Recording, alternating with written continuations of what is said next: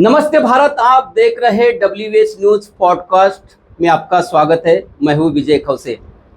आज मेरे साथ में ऐसी एक शख्सियत है जो कि राष्ट्रीय प्रबोधनकार है और बुद्ध और भीम गीतों में वो माहिर है, कवि है, लेखक, गायक भी है और संगीतकार भी है। और तमाम जो उनके गाने जो है पूरे देश भर में जो है पहुँचे हैं। ऐसी मेरे साथ में जो बड़े नागपुर के जो कवि गायक जो है अनिरुद्ध शेवाड़े जी है। शेवाड़े जी, आपका स्वागत WS न्यूज में। Thank you. आज हम बात करेंगे मिशन पर, बात करेंगे, बात हम धम्म की बात करेंगे, बात हम रिपब्लिकन पार्टी की भी बात करेंगे और बाबा साहब अम्बेडकर ने लिखे संविधान की भी बात करेंगे। क्योंकि देश में हम देखते आ रहे हैं कि क्या चल रहा है, हमारे नेता आज कहाँ पर है, हमारी पार्टियां क्यों नहीं बढ़ रही है, सारी बातें जो है हम आज शेवाड़ी जी के साथ में करेंगे। क्योंकि शेवाड़ी जी जो है अपने प्रबोधन में से जो है तमाम लोगों को प्रबोधन करते हैं और एक धम्म का संदेश देते हैं और हमेशा प्रचार प्रसार में लगे रहते हैं। तो मेरा पहला सवाल ये रहेगा कि डॉक्टर बाबा साहब अम्बेडकर ने लिखा संविधान, आज हम देश में देखते आ रहे हैं कि संविधान का जो है हर जगह पर अपमान होते जा रहा है और ये भी कहा जा रहा है कि संविधान खतरे में है। आपको क्या लगता है? कैसा है, डॉक्टर बाबा साहब अम्बेडकर की सोच बहुत व्यापक थी। बिल्कुल।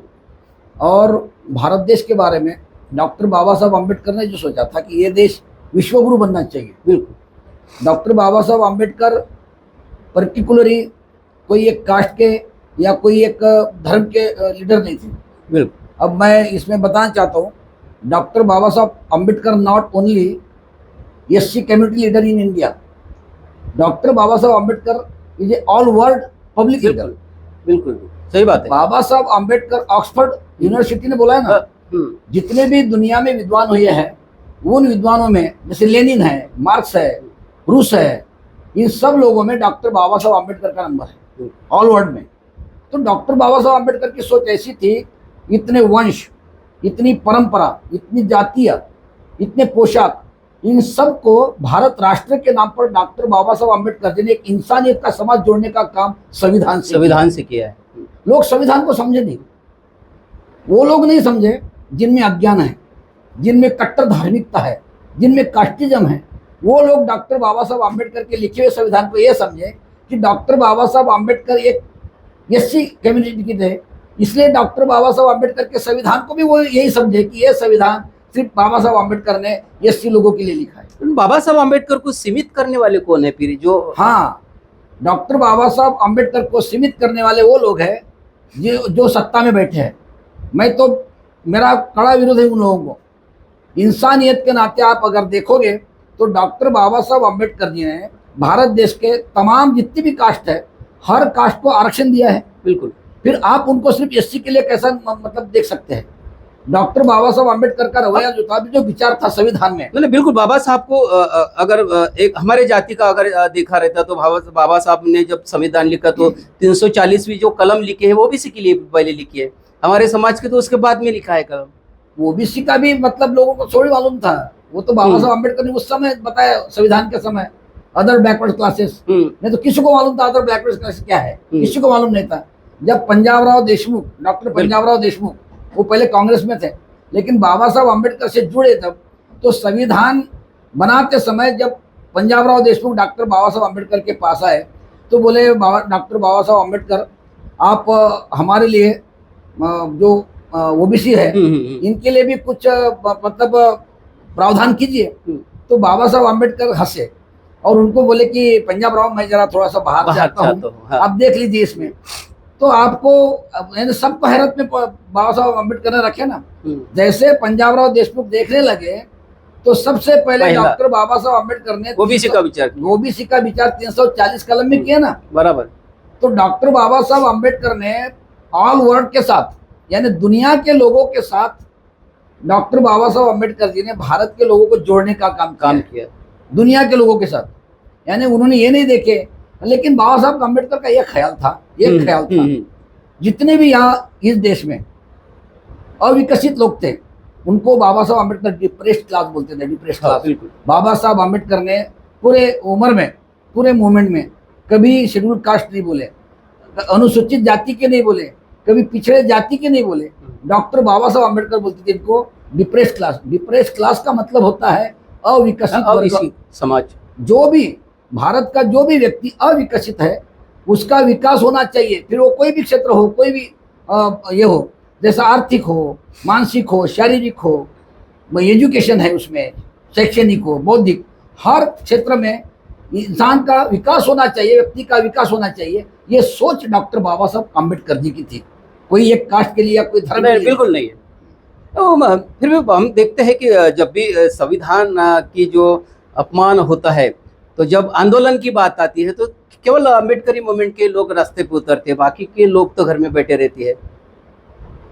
जब देश आज़ाद हुआ, आज़ाद होने के बाद इस भारत देश को संविधान डॉक्टर बाबा साहब अम्बेडकर ने दिया।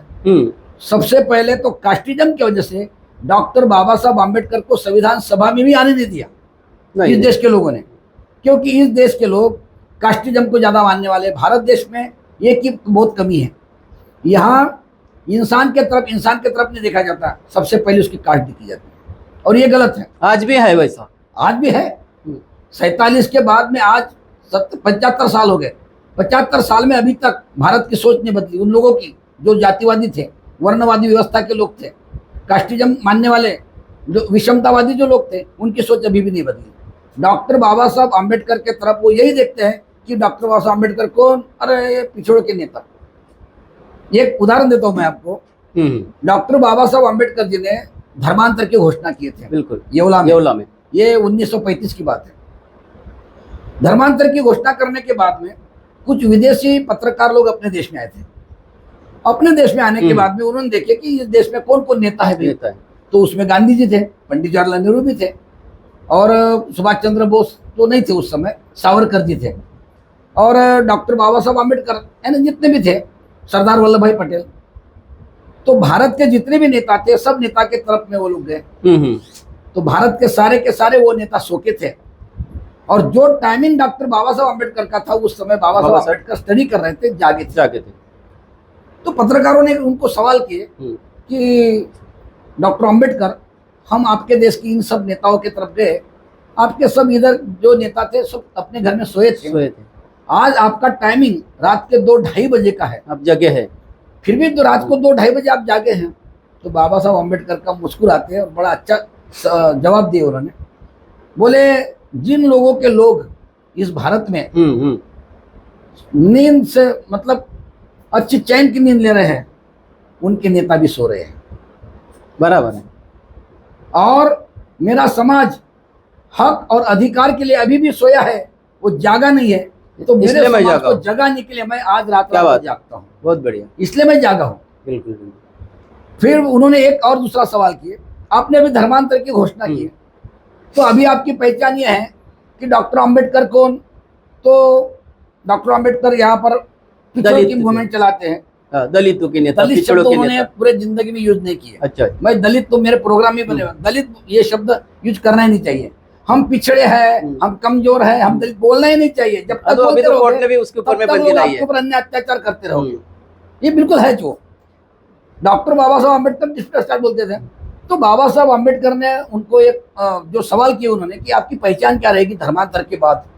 बाबा साहब अम्बेडकर बोलने लगे, मैं जन्म से भारतीय हूँ, बिल्कुल, आज भी भारतीय हूँ, मरने के बाद भी मेरी पहचान भारतीय रहेगी। देखो, भारत के बारे में, एक राष्ट्र के बारे में कितने बड़े अच्छे ख्याल थे बाबा साहब अम्बेडकर के। तो ये डॉक्टर बाबा साहब अम्बेडकर के ख्याल आज तक स्कूल में से छात्रों को बताए नहीं गए, पढ़ाए नहीं गए। बिल्कुल। देहातों में जो लोग रहते हैं, मजदूर वर्ग, कामगार वर्ग, इनको भी ये नहीं बताया गया। अरे ब्रिटिश का जब राज था, उस समय डॉक्टर बाबा साहब अम्बेडकर मजदूर मंत्री थे ना, वो कामगार मंत्री थे। मजदूरों के लिए 12 घंटे 18 घंटे काम करते थे, उनके लिए 8 तास काम के बाबा साहब अम्बेडकर ने किए हैं। जो काम को महिलाएं जाती है, इन महिलाओं को भी उन्होंने प्रेग्नेंट के समय जो छुट्टियां मिलती है, वो पगारी छुट्टी होना चाहिए। डॉक्टर बाबा साहब अम्बेडकर ने कौन से कायदे नहीं किए उन्होंने? बाबा साहब अम्बेडकर हर कायदे किए। तो कितनी अच्छी सोच थी उनकी। नहीं, मेरा बिल्कुल। कहना इसके ऊपर एक शेर मुझे याद बिल्कुल आया। बिल्कुल, हाँ मेरा बोलिए बोलिए आप बोलिए। अभी पूछ ही रहे मैं थे। पूछ ही रहा था, अभी उसी के ऊपर मैं आ रहा था। चलो अच्छी बात है।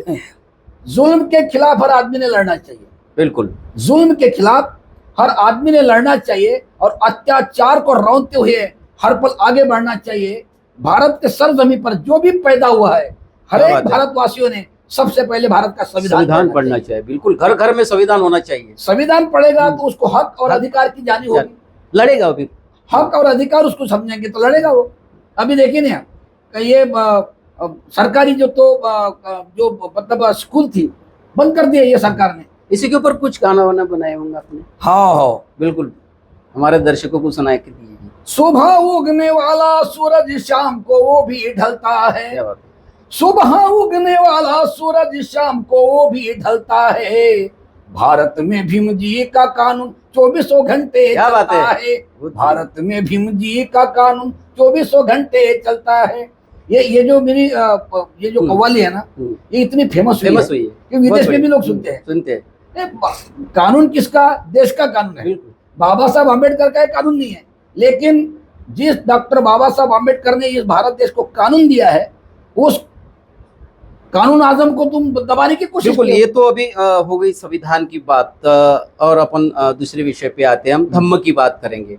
बाबा साहब ने कहा था कि ये जो भारत है बौद्धमय करेंगे। बौद्धमय का एक सपना था। क्या लगता है कि अभी जो भारत है ये बौद्धमय हुआ है पूरी तरह से? डॉक्टर बाबा साहब आम्बेडकर जी ने भारत को संविधान से ही बौद्धमय करके रखा है। ये भारत जो कंट्री है, ये भारत जो देश है, ये बौद्धिस्ट राष्ट्र है। बौद्धिस्ट राष्ट्र कैसा है? अब पंचशिला है बुद्ध की। चोरी करना नहीं, झूठ बोलना नहीं, किसी का छीन कर खाना नहीं, अपना खाना, और प्राणी मात्रा की हिंसा नहीं करना, व्यभिचार नहीं करना। तो ये जो पंचशिला है बुद्ध की, ये पंचशिला संविधान में डॉक्टर बाबा साहब आम्बेडकर ने कानून में लिखे हैं। जो आदमी चोरी करता है उसको दंड होता है। बिल्कुल। जो व्यभिचार करता है उसको दंड होता है। तो ये जो बुद्ध के विचार है, बुद्ध की पंचशिला, अष्टांगिक मार्ग, पारामिता, ये जो बुद्ध का है, ये जो बुद्ध के विचार है। संविधान क्या है? संविधान पूरे धम्म के विचार ही है। धम्म की पूरी नीतिमत्ता ये संविधान है भारत का। इसीलिए तो यहाँ के कास्टिज्म के लोग जो है, कट्टर धर्मपंथी जो लोग हैं, वो सनातनी जिनको बोलते हैं वैदिक सनातनी, वो विदेशी पाखंडी, वो लोग इसीलिए तो ये डॉक्टर बाबा साहब आम्बेडकर का विरोध करते हैं। इसलिए संविधान जलाने की कोशिश करते हैं।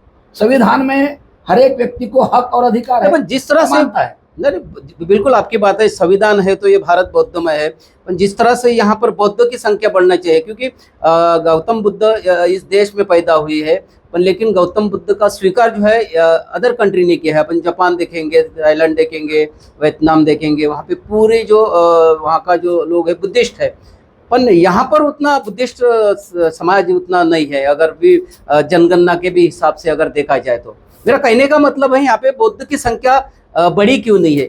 उसका कारण है, भारत में जो लोग विदेशी है, दूसरे देश से जो लोग भारत में आए, सिंध प्रांत से, सिंध प्रांत से आने के बाद उन्होंने सिंध को हिंद कहा है। ये उनका अनुस्वार जो था, सिंध आता था, वही आता था, हिंद आता था। और पर्टिकुलरली अपना भारत देश जो है, ये पहले से गुलामी में है। कभी ब्रिटिशों की तो गुलामी थी, उसके पहले मुगलों की थी। मुगलों की गुलामी, ब्रिटिशों की गुलामी, कई लोगों ने इस देश पर सत्ता की है। ये देश गुलाम था, तो गुलामों का देश करके उन लोगों ने अपने देश में आने के बाद में, विदेशी जो लोग यहाँ पर आए व्यापार करने के लिए, उन लोगों ने अपने देश को गुलामों का देश यानी हिंदू का देश कहा। ये देश बुद्ध का है, ये देश बुद्ध का, राजा महाराजाओं का देश है। हम राजवंश लोग है ना, हम राजाओं के वंश है। इस देश में हर एक जो 5 गण थे हमारे देश में, 5 गण। गण किसको कहते हैं? गण यानी जो लोग होते हैं उसको बोलते हैं गण। और इन सब का मुखिया जो रहता, जो राजा रहता, उसको गणपति बोलते हैं। बिल्कुल, ये सीधा सीधा है ना, ये शब्दों का मतलब है। 5 गण जो थे, जैसे द्रविड़ हो गए, वो कोलिये हो गए, ये यानी शाक्य हो गए, ऐसे 5 गण जो अपने देश में थे, ये 5 गण में राजा लोग थे और उनकी सत्ता थी। ये 5 गण के जितने राजा थे उसको बोलते हैं गणतंत्र।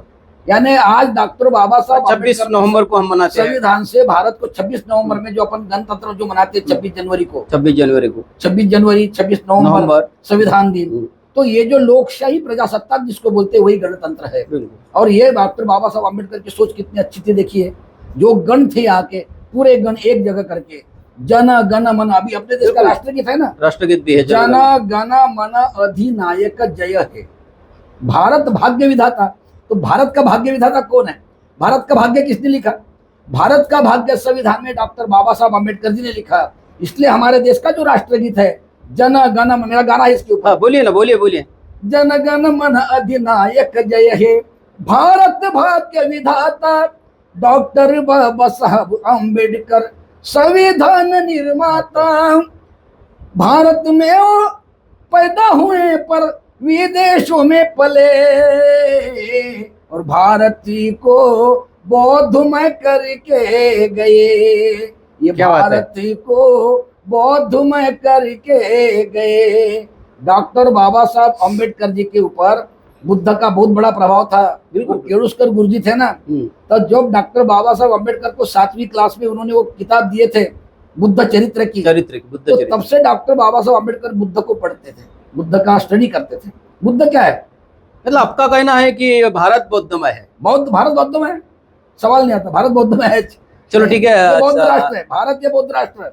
और भारत में एक ही संघ है, भारत में एक ही संघ है, वो संघ है धम्म का संघ। बिल्कुल, संघाराम जिसको कहते थे, वो अयोध्या जो है ना, वो अयोध्या नहीं है, वो प्रसेनजीत राजा की साकेत नगरी है, वह संघाराम था। संघ यानी भिक्खु संघ, भिक्खु संघ जो आराम करते थे उसको संघाराम कहते थे। चलो, निश्चित रूप से अगर भारत में जब तक संविधान है भारत बौद्धमय है, ऐसा ही कहना शिवाड़ी जी का है। और एक सवाल के ऊपर मैं आऊँगा कि डॉक्टर बाबा साहब अम्बेडकर ने हमें जो है समता सैनिक दल जैसा एक संगठन दिया है। उसके बाद जो है भारतीय बौद्ध महासभा भी बाबा साहब अम्बेडकर ने दी है। और खास करके राजनीति के लिए जो है रिपब्लिकन पार्टी ऑफ मूवमेंट जैसा एक बहुत बड़ा पक्ष दिया है, रिपब्लिकन पार्टी ऑफ इंडिया दिया है। मगर हम अभी देखते हैं तो तीनों की स्थिति जो है अभी ठीक ठाक नहीं है। इसके लिए कौन जिम्मेदार है? डॉक्टर बाबा साहब अम्बेडकर को इस देश में एक कास्ट के लिए ऐसा अलग कर दिया गया।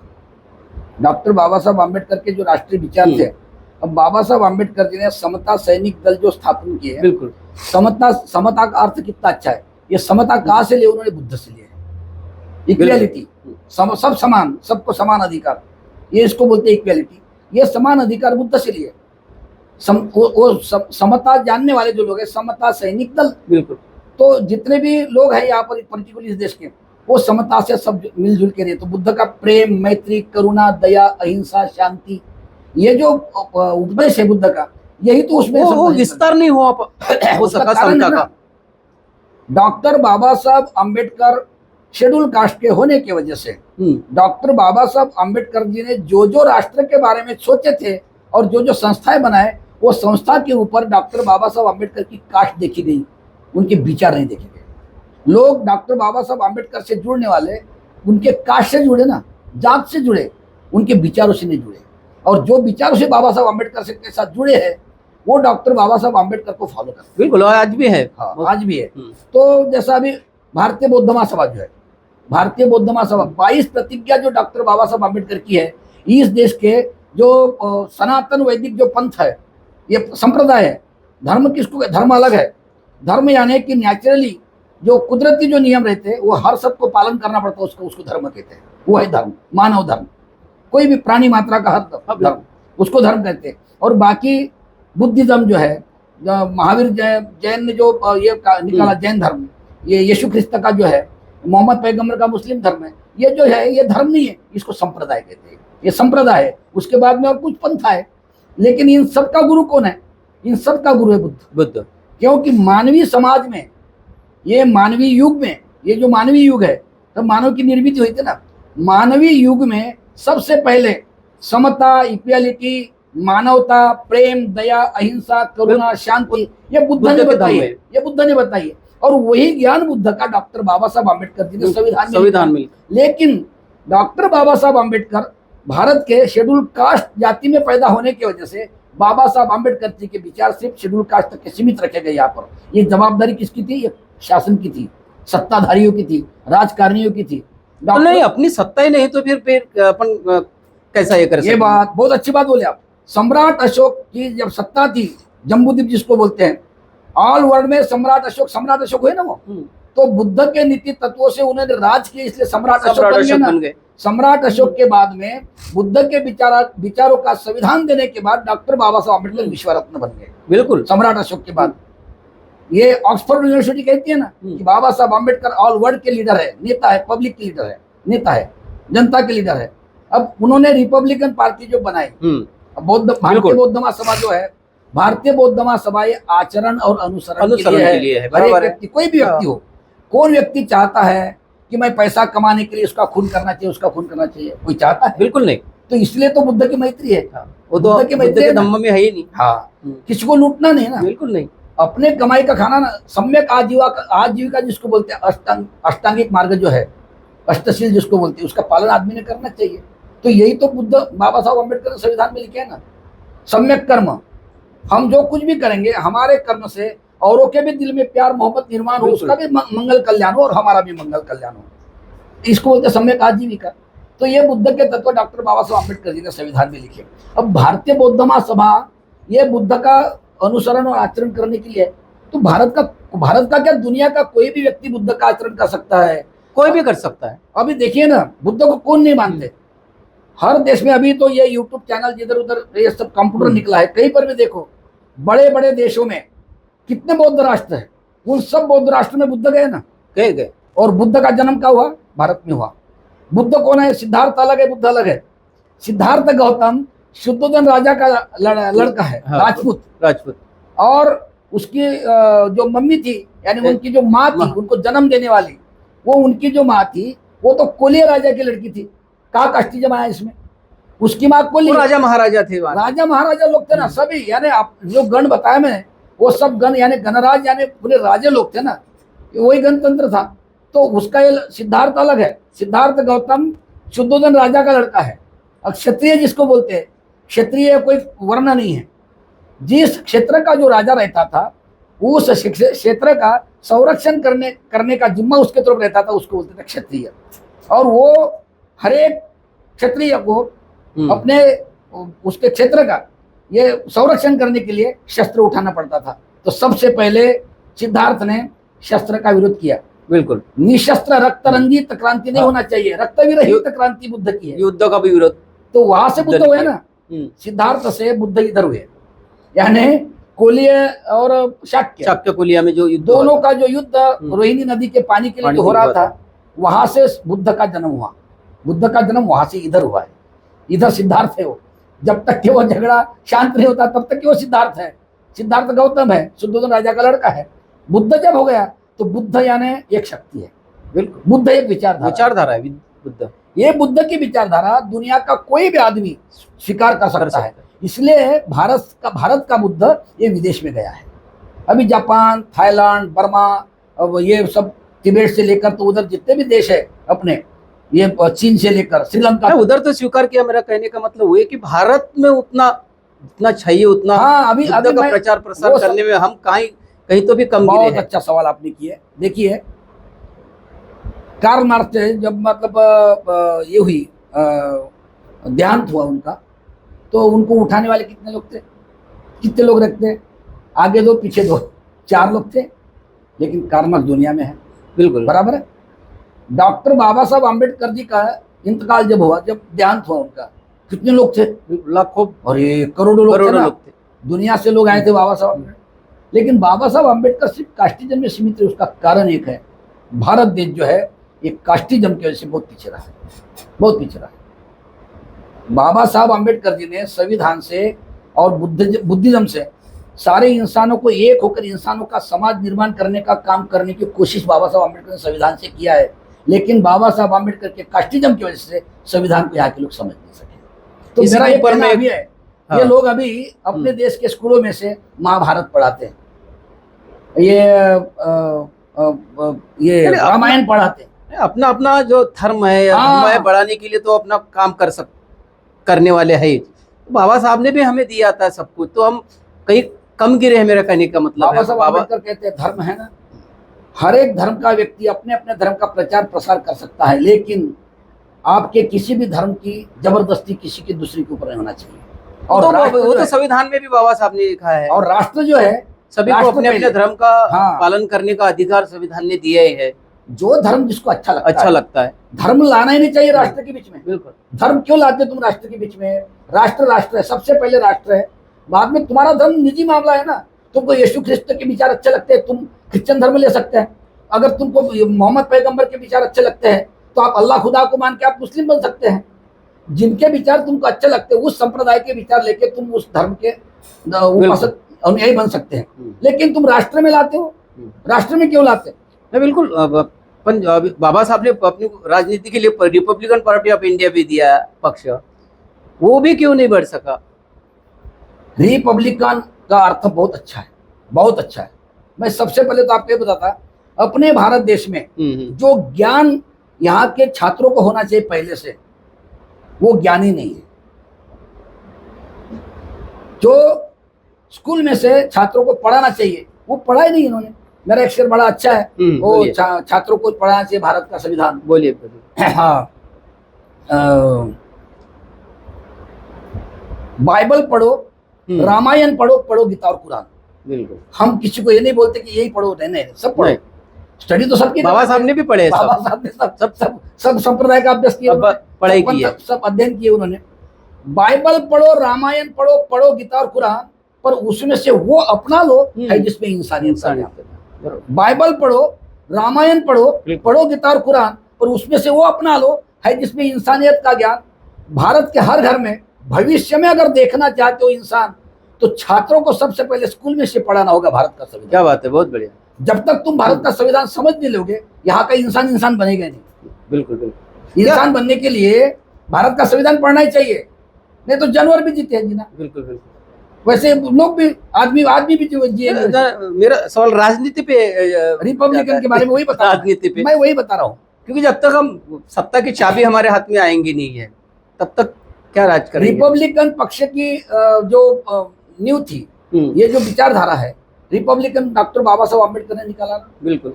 तो डॉक्टर बाबा साहब अम्बेडकर को ही देश के लोग देखने वाले, बाकी राजकारणी जो थे वो देखते थे बाबा साहब अम्बेडकर कौन? नहीं, पिछड़ों के नेता, दलितों के नेता, एससी के नेता, ये सोचते थे ना। तो वैसा डॉक्टर बाबा साहब अम्बेडकर जी ने रिपब्लिकन पक्ष ये देश के लिए निकाला। तो लोग क्या सोचने लगे, रिपब्लिकन पक्ष किसका? बाबा साहब अम्बेडकर का। बाबा साहब अम्बेडकर कौन? दलितों के नेता। फिर ये पक्ष किसका? दलितों का। खत्म, एक ही लाइन में पूरा खत्म कर दिया उन्होंने। ये अज्ञान है हमारे देश में, यही बहुत बड़ा अज्ञान। तो क्या हमारे नेता ये लोगों को समझाने में कम गिरे हैं? नहीं, हमारे नेता लोगों को समझाने में कम नहीं हुए। हमारे नेताओं में स्वार्थ आया। अच्छा, स्वार्थ आया। डॉक्टर बाबा साहब अम्बेडकर के जाने के बाद में जिन नेताओं ने अपना अपना पक्ष बनाया, डॉक्टर बाबा साहब अम्बेडकर के साथ अच्छे अगर जुड़े होंगे विचारों से तो कांशीराम साहब जुड़े हैं। बिल्कुल, मैं भी कांशीराम साहब की तालीम में तैयार हुआ आदमी हूँ। आपका कांशीराम जी का गाना भी बहुत फेमस है। वारीवा धन्य कांशीराम को भी फेमस। बोलिए ना थोड़ा उनका ना दीजिए। पहले रिपब्लिकन तो मैं पूरा कर दूं, बाद में बीएसपी पे चलो यानी कैसा है? नहीं देखो, पहले जो पक्ष यहाँ का जो पहला पक्ष रिपब्लिकन पार्टी ऑफ इंडिया, पहला पक्ष, उसके बाद में सारे पक्ष हुए ना। कितना अच्छा नाम लिया बाबा साहब ने, वही ना, Republican party of India. Schedule card federation भी बाबा साहब का था, उसके ऊपर में बाबा साहब के सांसद भी चुन के आए थे, विधायक भी थे। उसके बावजूद भी बाबा साहब अम्बेडकर ने रिपब्लिकन पार्टी ऑफ इंडिया दो सांसद 9 सांसद थे, 9 सांसद उस समय, उस समय 27-28 और अपने विधायक थे। विदर्भ के 2 थे, एक जय ईश्वरी भाई और ये चंद्रपुर की तरफ से, आंध्रा की तरफ से, और अपने इधर में एक कौन वो था, खुबरागड़ी जी। तो कैसा है, डॉक्टर बाबा साहब अम्बेडकर के जमाने में लोग, ये जो समाज था, ये समाज और बाबा साहब अम्बेडकर को मानने वाले लोग, ये डॉक्टर बाबा साहब अम्बेडकर के विचारों से जुड़े थे। बिल्कुल, विचारों से जुड़े थे। डॉक्टर बाबा साहब अम्बेडकर जाने के बाद में जो ये बाबा साहब अम्बेडकर का जो, जिसको दलित बोलते ना, पिछड़ा वर्ग, ये पिछड़ा वर्ग बाबा साहब अम्बेडकर के जात के साथ जुड़ा, विचारों से नहीं जुड़ा।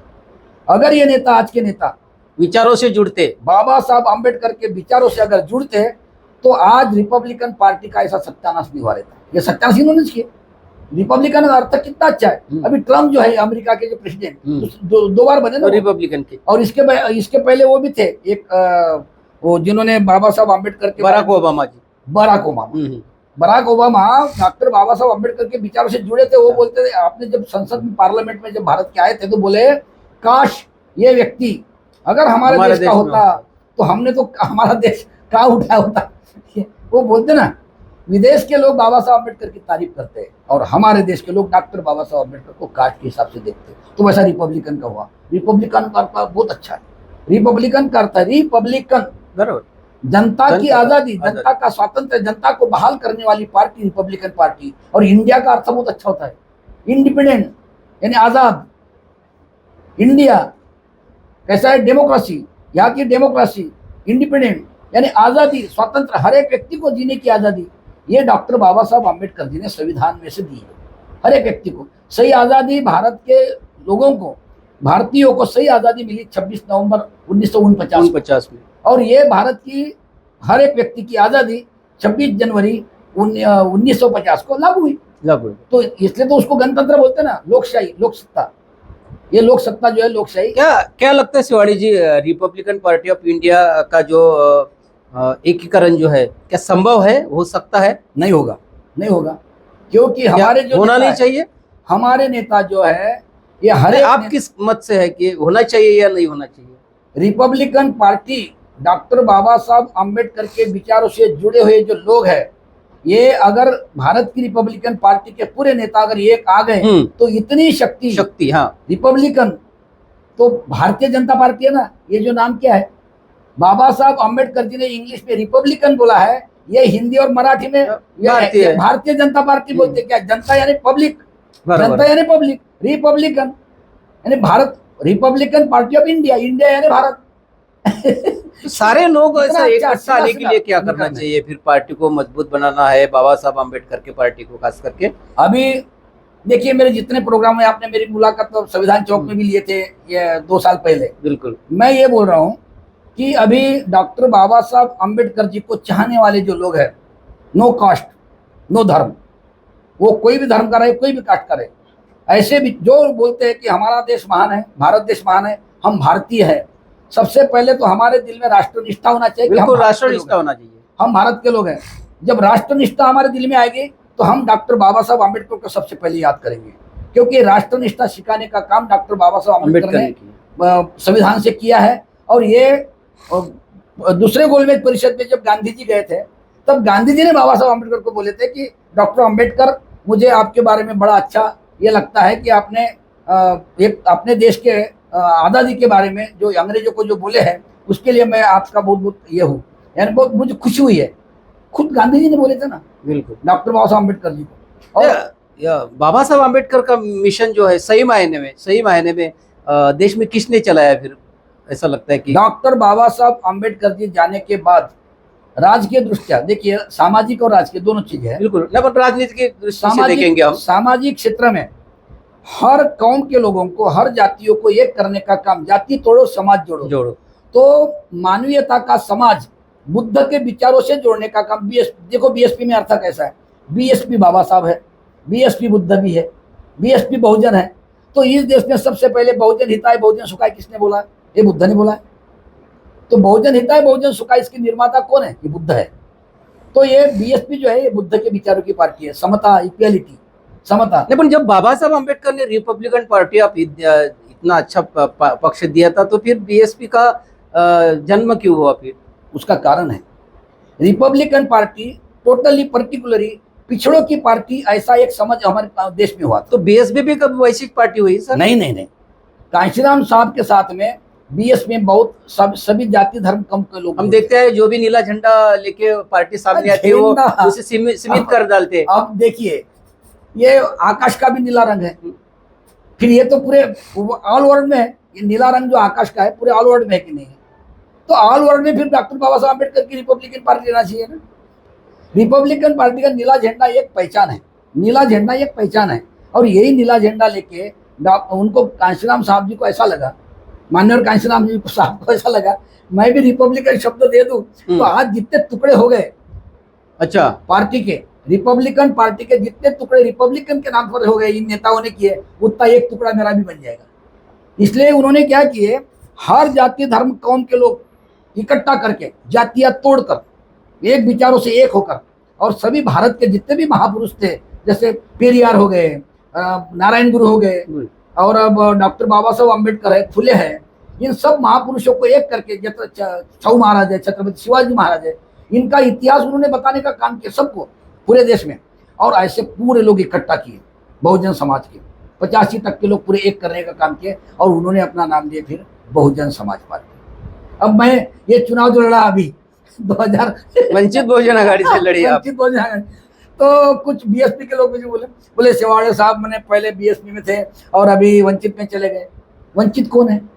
ये शब्द जो है वंचित, क्या होता है वंचित? हर क्षेत्र में, हर विषय पर जो पिछड़ा व्यक्ति है उसको वंचित कहा जाता है, अविकसित। हम आज भी वंचित है। अरे वंचित है ना, राजकारण में अगर तुमको अज्ञान है, तुम सब नेता अगर एक आते ही नहीं, वंचित हमारे कलेक्टर है, डॉक्टर है, वकील है, नाम लेकर जितने भी आते हैं, मैं किसी का नाम लेता नहीं क्योंकि सब नेताओं से मेरा बहुत अच्छा है। हमारे समाज में वंचित कार है, अभी डॉक्टर है। आठवले साहब के साथ में वो परिवर्तन कला महासंघ का विदर्भ का अध्यक्ष था मैं, और मेरी मिसेस जब सबसे पहली बार भारत आजाद होने के बाद में हमारे कलमेश्वर तहसील जो है नागपुर डिस्ट्रिक्ट में, वहां पर 80 महिला राखीव सभापति पद लगा था। मैं गया कवाड़े सर के तरफ, और कवाड़े सर मेरे को पहचानते थे क्योंकि मेरी मिसेस जो है वो जय भीम के जनक हेलेन बाबू हरदास की भतीजी है। अरे मैं उनका दामाद हूँ। क्या बात? जय भीम के जनक हेलेन बाबू हरदास जी का मैं दामाद हूँ। तो मैं गया कवाड़े सर के पास में, और सुलेखा कुमारी ताई जो है उनकी भांजी है, और मेरे ससुर जी का मकान यानी हरदास नगर जो है, और वो कुमारी जी का लग के थे, दोनों मकान नजदीक बिल्कुल किए थे। वो पहचानते थे। गया सर को बोला, सर बहुत अच्छा चांस है बोला मेरे को, और अगर वहां पर मेरे जैसा व्यक्ति अगर काम नहीं करेगा, वो चुन के अगर नहीं आई, मेरी मिसेस सभापति अगर नहीं बनी, तो जैसा चल गया इस देश में, कोई भी आंख हो के अंधा, कान हो के बहरा, मुंह हो के गूंगा, हाथ पाँव हो के अपंग, ऐसे लोग कोई भी वहां सभापति बना लेंगे। राजकारणी, अभी के राजकारणी और राज करेंगे बोला। तो ये तो डॉक्टर बाबा साहब अम्बेडकर ने अपने जो सहूलत दी है एससी राखियों की, तो बोला मौका अच्छा है, और कवाड़े सर जी ने माने हो। उस समय राष्ट्रवादी कांग्रेस और कवाड़े सर की युति थी, उनकी पीपल्स रिपब्लिकन पार्टी युति थी उनकी, उन्होंने माने फिर। और हमारे तरफ के जो नेता लोग हैं राष्ट्रवादी के, बंग साहब उस समय आमदार थे, बंग साहब के साथ अच्छा था कवाड़े सर का, उन्होंने बताइए, तो बंग साहब ने भी माने, और मेरी मिसेस वहाँ पर सभापति बनी। अच्छा। आपको क्या बताऊं, जितने अपने वहाँ पर कार्यकर्ता थे, कोई बीएसपी के थे, कोई रिपब्लिकन के थे, रिपब्लिकन अलग अलग गट के थे, सबको मैंने एक किया था। और ऐसा हमने 2.5 साल का रोस्टर था मेरी मिसेस का, लेकिन 5 साल ऐसा हमने चलाया वहाँ पर कि पूरा समाज एक किया था। मुस्लिम से लेकर कोई भी, मुस्लिम से लेकर कोई भी, वहाँ कोष्टी समाज भी है, मुस्लिम भी है, वहाँ ये ओबीसी भी है, सब लोग। मैं कलाकार था तो मेरे से सब लोग जुड़े थे, मैं सब प्रोग्राम करता था ना, सब लोगों को इकट्ठा किया मैंने, और सब लोगों को इकट्ठा करके एक मानवीय समाज लेके मैं 5 साल, 2.5 साल का रोस्टर रहने के बाद मेरे मिसेस को मैंने 5 साल सभापति रखा हुआ। बढ़िया, आज भी लोग हमारा नाम लेते हो। नहीं, बिल्कुल। एक आखिरी सवाल, क्योंकि समय भी बहुत होते आ रहा है। अभी हम देखते आ रहे हैं कि जो अलग अलग विचारधाराओं की जो पार्टियां हैं, क्योंकि अपनी राजनीति की बात चल रही है, अलग अलग विचारधाराओं की पार्टी एक जगह पे आती है और एक जगह पर आकर वो राज करती है। हम देखते हैं कि सेंट्रल में भी वही बात है, केंद्र में और राज्य में भी वही बात है। बराबर, अलग अलग विचारधाराओं की पार्टी एक आकर राज करती है, मगर एक विचारधारा की पार्टियां, एक विचार में जो अम्बेडकरी विचारधाराओं की जितनी भी पार्टी है, चाहे बीएसपी हो, वंचित बहुजन आघाड़ी हो, रिपब्लिकन पार्टी के जितने सारे गठ है, ये सारी एक विचारधाराओं की पार्टियां एक क्यों नहीं आती? उसका आपके हिसाब से इसमें क्या आप बताओगे? उसका कारण है, एक तो आज तक के कांग्रेस ने डॉक्टर बाबा साहब अम्बेडकर जी के राजकीय सामाजिक विचार जितने भी थे, हर सब्जेक्ट के विचार वो दबा के रखे, वो लोगों को मालूम नहीं होने दिए। दूसरी बात, नहीं वो तो हमारे पास में भी पार्टियां है, नेता लोग हैं, आप तो हम उसका प्रचार कर सकते थे ना। आपका जवाब मैं वही दे रहा हूँ, जब तक कि आप सत्ता में नहीं बैठते, सत्ता में जब तक बैठते नहीं, आप हर किस्म की स्टडी लोगों को नहीं बता सकते। सत्ता में रहे तो क्या होता है, सभा सम्मेलन में जाता आदमी, वो अपने विचार बताता है। तो सत्ता में बैठने के लिए क्या करना पड़ेगा? सत्ता में बैठने के लिए, राज सत्ता में जाने के लिए वोटिंग पावर जो बहुत जरूरी है, इसलिए डॉक्टर बाबा साहब अम्बेडकर जी ने बनाया था, तुम अपनी बस्तियां बनाओ, अपनी बस्तियां वसाहती निर्माण करो। वसाहत अगर अपनी बस्तियां बनाओगे तो वहां एक कट्टा अपना मत रहेगा, वोटिंग रहेगा। एक गट्ठा अगर तुम्हारा वोटिंग रहा तो तुमको राजकारण में कहीं तो भी शक्ति निर्माण होंगी और वहां तुमको चांस मिलेगा। यह ऐसा है। तो यहाँ कैसा हो गया है कि पर्टिकुलरली डॉक्टर बाबा साहब अम्बेडकर के विचारों के लोग हैं, इन लोगों को कांग्रेस के समय से अभी तक वो दबा के रखा गया, पीछे रखा गया है। अभी लोग कास्टिज्म से क्या करते हैं, अपने कास्ट के लोग कौन है, वोटिंग करते समय अपने कास्ट के लोग वोटिंग करते हैं। यही तो बहुत बड़ी गलती है हमारे देश में, यही बहुत बड़ी। हमारे भी लोग फिर उधर जाते हैं ना। हाँ, तो उसका कारण है ना, सत्ता में जो लोग बैठे हुए हैं उनके तरफ से हर सारी सुविधा मिलती है। सत्ता में जो लोग बैठे हैं उनके तरफ से हर सारी सुविधा मिलती है, तो इसलिए ये लोग उनको चिपक कर रहते हैं। तमाम सारे लोग जो एक विचारधारा के जो लोग हैं, अम्बेडकरी विचारधारा के जितने भी नेता है, वो एक जगह पर आकर और राजनीति करने लगे तो लोग नहीं भटकेंगे ना। तो ये जो मैं पहले क्या बताई, इसके पहले भी जो स्वार्थ जिनमें भरा है, समाज की किसी को फिक्र नहीं है क्या हो रहा। अभी वो सोमनाथ गायकवाड़ लड़का, बिल्कुल वो तो वो उनकी कास्ट में है जो आते हैं ना, वो वडार जिसको बोलते हैं, वो पत्थर को जो ये बनाते हैं, सोमनाथ सूर्यवंशी, वो लोग है। वो पुलिस तो प्रशासन है ना, पुलिस प्रशासन। तो सत्ता में जो आदमी लोग रहते हैं, सत्ता में जो लोग बैठते हैं, वो सारी की सारी प्रशासन यंत्रणा उनके साथ में रहती है। नहीं, अभी और मैंने आपका सवाल जो है, मैं अभी उस पर आ रहा हूं। मैं हमारे नेता स्वार्थ बाजू की वजह से, स्वार्थी विचारों की वजह से बढ़ गए ना। जहां से कोई भाजपा की तरफ से मिल रहा है उधर चले गए, कोई कांग्रेस की तरफ मिल रहा है उधर चले गए।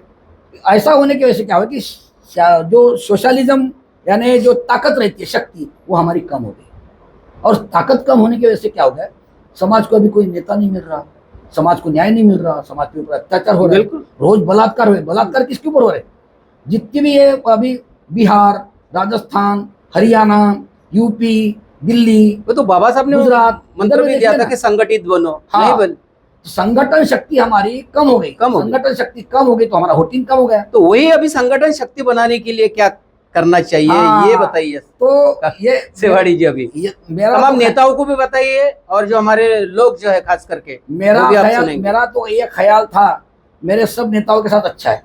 अभी रिपब्लिकन सोशलिस्ट पार्टी माने सर ने निकाले, मैं माने सर को और इनको अपने बीएसपी के महाराष्ट्र के जो अध्यक्ष है अभी सुनील डोंगरे जी, इनको लेके मेरे घर में बैठा हूँ। इनको बताया मैंने, देखिए सत्ता में जाना है तो सबसे पहले वोटिंग की जरूरत है, और वोटिंग तब अपने को आएगा, समाज तब अपने पास एक आएगा जबकि अपन एक बैठेंगे। बिल्कुल, नेता लोग एक बैठेंगे। तो पार्टियां कितनी भी रहने दो ना, पार्टियां कितनी भी रहने दो, ठीक है, तुम अपना सिंबल, तुम अपनी पार्टियां, तुमको भी ऐसा लगता है कि मेरी पार्टी बढ़ना चाहिए, इसको लगता है ठीक है, अपनी अपनी पार्टी बढ़ना चाहिए। जिस प्रदेश में, जिस क्षेत्र में जिस पार्टी का वोट अच्छा है, वहां का उम्मीदवार उसी पार्टी का दो। तो बाकी जितने भी बाबा साहब अम्बेडकर के तुम नेता लोग हैं, अपनी अपनी पार्टी लेके बैठे, बाकी कोई भी उसके खिलाफ एक कैंडिडेट खड़ा नहीं करेगा, एक ही रहने बराबर। उनको पसंद आई, वो बात पसंद आई उनको। और बाद में मैं मीटिंग लेके सबको, पूरे जनता को एक किया, मैं लोगों में गया, मैं लोगों को ये बात पटी। मेरी प्रकाश अंबेडकर जी ने पहली मुलाकात में मेरी टिकट मंजूर कर दी। फिर भी बीएसपी वालों ने मेरे खिलाफ एक कैंडिडेट खड़ा कर दिया। तो राष्ट्रीय पार्टी हो तो नहीं चुनाव लड़ती है। राष्ट्रीय पार्टी अधिकार तो हर राष्ट्रीय पार्टी को है, लेकिन एक व्यक्ति जो समाज के लिए आज तक लड़ते आया, समाज को जागरूक करते आया, अपने प्रबोधन से मूवमेंट में काम करते आया, वो ऐसे व्यक्ति के साथ, यानी कैसा हो गया, अभी डॉक्टर बाबा साहब अम्बेडकर समाज का भला करते थे, उद्धारक थे बाबा साहब अम्बेडकर। उसके खिलाफ भंडारा में जैसा वो भावराव बोरकर को खड़ा किए थे, वैसा मेरे बारे में हो गया ना हिंगना में, वैसा मेरे बारे में हो गया। तो ये गलतियां किसकी है? ये गलतियां तुम्हारे तो गुरु जिसको बोलते घमंड, तुमको घमंड बहुत है। डॉक्टर बाबा साहब अम्बेडकर में घमंड नहीं था, बाबा साहब अम्बेडकर सबको मिलाते थे। चलो इसी के ऊपर में फिर एक आपका और एक गाना सुनाएंगे, कांशीराम जी का गीत है, कांशीराम जी का सुनाएंगे, एक दो गीत सुना दीजिए। फूले शाहू भीम के बाद बहुजनों के वाली, बहुजन हित के घर घर में वो करते थे रखवाली। इस काम का किसी को भी मांगते थे ना दाम, वाह जी वाह धन्य कांशी राम। ये तो मेरा गीत विदेश में भी गया है। नहीं वाकई और कांशीराम जी ने गाता किया है। लोग झूम जाते हैं ऐसे। और मैं हकीकत बताया उसमें, कांशीराम साहब की तारीफ नहीं किया मैंने, उसमें हकीकत बताया। नहीं है। अन्याय अत्याचार किया, गंदगी है फैली। अब कुंभ मेले में कितने हजार लोग मर गए, बिल्कुल। कैसे मरे? अंधश्रद्धा से मरे। तो ये अंधश्रद्धा नष्ट करने के लिए डॉक्टर बाबा साहब अम्बेडकर जी ने बुद्ध का धम्म दिए थे। धम्म दीक्षा का अर्थ वही होता है, राष्ट्र को प्रगतिशील बनाने के लिए बाबा साहब अम्बेडकर ने इस देश की अंधश्रद्धा खत्म होना चाहिए, विषमतावाद खत्म होना चाहिए, इसलिए बुद्ध को स्वीकारा। लोग समझे नहीं बाबा साहब को। अन्याय अत्याचार किया, गंदगी है फैली, गंगा जमुना सरस्वती हो गई है मैली। हैरत में वो पड़ गए हैं अयोध्या के राम, फूले शाहू भीम का बेटा निकला है विद्वान, इस काम का किसी को भी मांगता नहीं दाम, वाह जी वाह धन्य कांशी राम। बहुजनों का समाज, बहुजन बोले तो क्या है? आप तो रिपब्लिकन के बारे में पूछे, बहुजन के बारे में पूछिए नहीं। अरे नहीं, रिपब्लिकन में बहुजन आया है। नहीं, बाबा साहब अम्बेडकर ने इसी के लिए तो रिपब्लिकन पार्टी ऑफ इंडिया है ना। रिपब्लिकन ये शब्द यहाँ के राजकारणी लोगों ने अपने फायदे के लिए एससी में डाल दिए, वैसे बहुजन ये भी शब्द एससी में डाल दिए। बहुजन कौन तो नीले झंडे वाले, कांशीराम जी कौन तो नहीं नीले झंडे वाले, क्योंकि शब्दों का अर्थ लोगों को नहीं समझता। ये शब्दों का अर्थ लोगों को समझना चाहिए। मैं तो आपको बहुत बहुत धन्यवाद देता हूँ कि इतने कठिन और इतने महत्वपूर्ण विषय आपने लेके मुझे जो सवाल किए।